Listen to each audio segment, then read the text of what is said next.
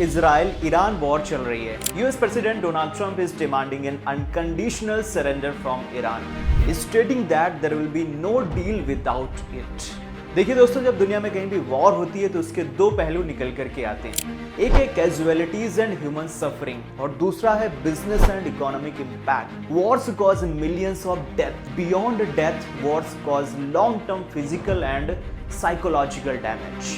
War drives demand for weapons and technology. तो दोस्तों, जब भी दुनिया में कहीं पर वॉर शुरू होती है, जैसे ही न्यूज में मिसाइल्स और ड्रोन्स की बातें आने लगती हैं, तो ऑटोमेटिकली मेरा थोड़ा सा ध्यान डिफेंस स्टॉक्स की तरफ चला जाता है।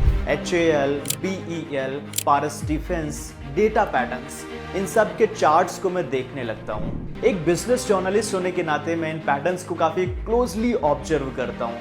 करीब 10 साल पहले द वॉशिंगटन पोस्ट में एक ऐसे आया था जिसने आर्ग्यू किया था कि लॉन्ग टर्म में वॉर्स ने एक्चुअली सोसाइटीज को ज्यादा रिच और सेफ बनाया है, क्योंकि इससे गवर्नमेंट्स को इनोवेट और ऑर्गेनाइज करने पर मजबूर होना पड़ता है। आई नो कि मोरल ग्राउंड पर इस पे एग्री करना थोड़ा सा हार्ड है, बट बॉस स्टॉक मार्केट्स अक्सर ऐसे ही बिहेव करता है। आज के वीडियो में हम फोकस करने वाले हैं डिफेंस सेक्टर इकोनॉमी के बारे में। इसमें बिजनेस अपॉर्चुनिटीज क्या हैं, वॉर का बिजनेस एंड इकोनॉमिक इम्पैक्ट क्या है। चलिए शुरू करते हैं। नमस्कार and welcome, you are watching rising Bharat. I am Abhiraj.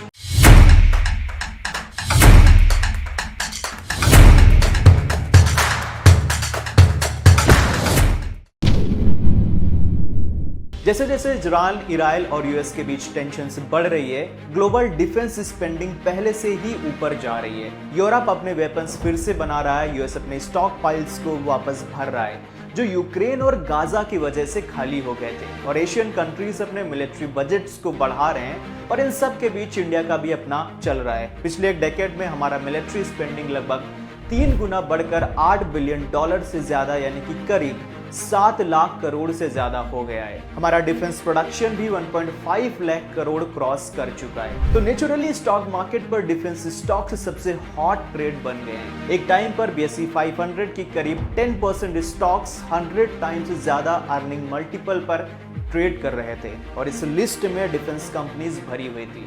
Investors को भाई लगने लगा कि वॉर के लिए प्रिपेयर करना एक बहुत अच्छा बिजनेस बन चुका है। पर दोस्तों, अगर मैं आपको रियलिटी बताऊं तो इकोनॉमिक्स कभी भी इतनी सिंपल होती नहीं है जितनी दिखती है। यही वजह है कि ये सेक्टर बहुत ज्यादा अनप्रेडिक्टेबल है, और इसमें ऐसी कॉर्पोरेट स्टोरीज छिपी हैं जो आपको रियली हैरान कर देंगी। सबसे पहले हमें इस बात को समझना जरूरी है कि क्या हर डिफेंस कंपनी वाकई में डिफेंस कंपनी है।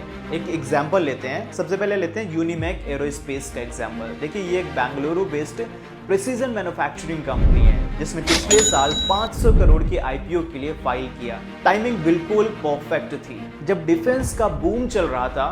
पर कैच ये है कि भाई यूनिमैक का बिजनेस ना तो ज्यादा इंडियन है और ना ही प्रॉपर डिफेंस का है। इनका लगभग 98% रेवेन्यू एरोस्पेस कंपोनेंट एक्सपोर्ट करने से आता है, ज्यादातर यूएस और जर्मनी के क्लाइंट से। फिर भी ये कंपनी खुद को पारस डिफेंस, डेटा पैटर्न्स और MTAR टेक्नोलॉजीज जैसे लिस्टेड डिफेंस कंपनीज के साथ खुद को कंपेयर करती है। देखिए, इसका मतलब साफ है, इस मार्केट में डिफेंस एक हॉट लेवल बन गया है। यहाँ जो भी कंपनी इस थीम के साथ खुद को जोड़ सकती है, वो पूरी कोशिश करती है कि इसका फायदा वो उठा पाए। अब यहाँ पर एक और बेंगलुरु बेस्ड कंपनी है जिसका नाम है टॉनबो इमेजिंग।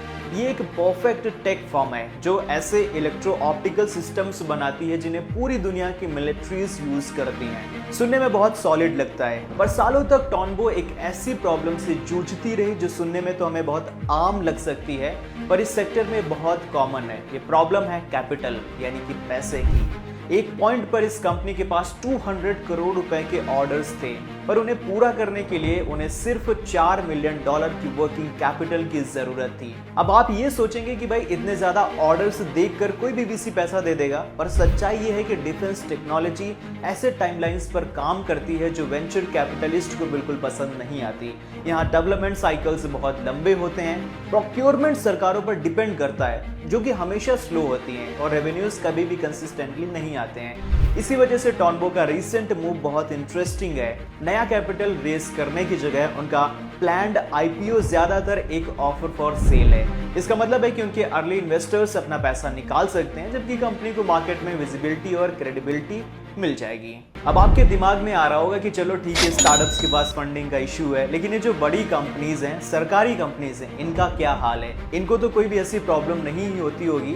तो देखिए, इन सब बड़ी कंपनीज की प्रॉब्लम कुछ और होती है। इनकी प्रॉब्लम है जैसे कि एग्जीक्यूशन। अगर हम हिंदुस्तान एरोनॉटिक्स लिमिटेड यानी कि HAL का एग्जाम्पल लें तो एक इंटरेस्टिंग बात हमारे सामने निकल करके आती है। देखिए, HAL इंडिया के सबसे बड़े डिफेंस एरोस्पेस कंपनीज में से एक है और इसके पास डिफेंस सेक्टर में बहुत बड़े बड़े ऑर्डर्स होते हैं, लेकिन फिर भी अक्सर HAL को प्रोजेक्ट्स में डिले के लिए क्रिटिसाइज किया जाता है। मतलब ऑर्डर्स तो बहुत होते हैं, लेकिन उन्हें टाइम पर कंप्लीट करना कभी कभी बहुत ज़्यादा इनके लिए मुश्किल हो जाता है। हमने देखा है कि कई बार तो खुद इंडियन एयरफोर्स ने पब्लिकली तेजस फाइटर जेट जैसी डिलीवरीज में देरी के लिए अपनी नाराजगी HAL से जताई है। ये टेंशन एक बहुत बड़े शिफ्ट को दिखाती है। कई दशकों तक इंडिया के डिफेंस मैन्युफैक्चरिंग इकोसिस्टम पर सिर्फ पब्लिक सेक्टर यूनिट्स का कब्जा था, पर अब गवर्नमेंट धीरे धीरे इस सेक्टर को प्राइवेट कंपनीज और फॉरेन पार्टनरशिप्स के लिए ओपन कर रही है। HAL के नए वेंचर्स बेस्ड चैलेंज को दिखाते हैं। कुछ महीने पहले इस कंपनी ने स्मॉल सैटेलाइट लॉन्च व्हीकल्स बनाने के लिए इसरो की टेक्नोलॉजी एक्वायर की है। ये उन्हें एक बहुत बड़ी अपॉर्चुनिटी देता है, पर टेक्नोलॉजी मिल जाना एक अलग बात है और उसको टाइम पर बनाकर एग्जीक्यूट करना, डिलीवर करना, वो बिल्कुल अलग बात है। उसके लिए बहुत सारी चीजें चाहिए होती हैं। तो दोस्तों, finally let's talk about the conclusion, let's talk about the bottom line. देखिए, ये सब जो इतनी सारी चीजें हो रही हैं, वॉर चल रही है, डिफेंस कंपनीज अलग तरीके से परफॉर्म कर रही हैं, तो ये सब इन्वेस्टर्स को एक ऐसी लाइन पर खड़ा कर देता है जहां उन्हें एक ऐसे बिजनेस की वैल्यू लगानी होती है जो कभी सीधी लाइन में ग्रो करता ही नहीं है। डिफेंस कंपनीज का नेचर ही स्लो मूव करना है, जबकि न्यूज की हेडलाइंस बहुत तेजी से बदलती हैं। वॉर्स, गवर्नमेंट बजट्स, नए procurement deals, export orders, technology transfers और अचानक से होने वाले पॉलिसी शिफ्ट, ये सब इतनी जल्दी होते हैं कि इनके बेसिस पर किसी कंपनी का फ्यूचर प्रेडिक्ट करना मुश्किल हो जाता है। एक तरफ इन कंपनीज का एग्जीक्यूशन स्लो होता है और दूसरी तरफ हेडलाइंस की स्पीड बहुत तेज होती है, और शायद इन्हीं दोनों स्पीड्स के बीच में कहीं एक असली इन्वेस्टमेंट थीसिस छुपी है जो कि सारे इन्वेस्टर्स को ढूंढना है और सही तरीके से इसको परफॉर्म करना है। यही वजह है कि मैं आज भी जब न्यूज पर कॉन्फ्लिक्ट देखता हूं तो उन स्टॉक्स को जरूर देखता हूं, खरीदने के लिए नहीं, पर इस पूरे इकोसिस्टम को समझने के लिए। मेरा काम यही है कि मैं इन कॉम्प्लेक्स फाइनेंशियल मूवमेंट्स को आपके सामने आसान भाषा में रख सकूं, क्योंकि मार्केट में जो दिखता है जरूरी नहीं है कि वही सच हो। मुझे उम्मीद है कि इस वीडियो से आपको डिफेंस सेक्टर की इस हाइप और रियलिटी की गैप को समझने में आपको मदद मिली होगी। अगर आप एक एस्पायरिंग एंटरप्रेन्योर हैं, अपना खुद का बिजनेस बनाना चाहते हैं, या आपका ऑलरेडी कोई बिजनेस है और आप इसे स्केल करना चाहते हैं, तो राइजिंग भारत आपके लिए ही है। यहाँ पर हम बिजनेस केस स्टडीज करते हैं, फाउंडर्स के इंटरव्यूज करते हैं, कॉम्प्लेक्स बिजनेस टॉपिक्स को बहुत इजी लैंग्वेज में आपके सामने रखते हैं, कॉम्प्लेक्स बिजनेस टॉपिक्स को आसान भाषा में समझाते हैं ताकि आप आसानी से बिजनेस सीख सकें।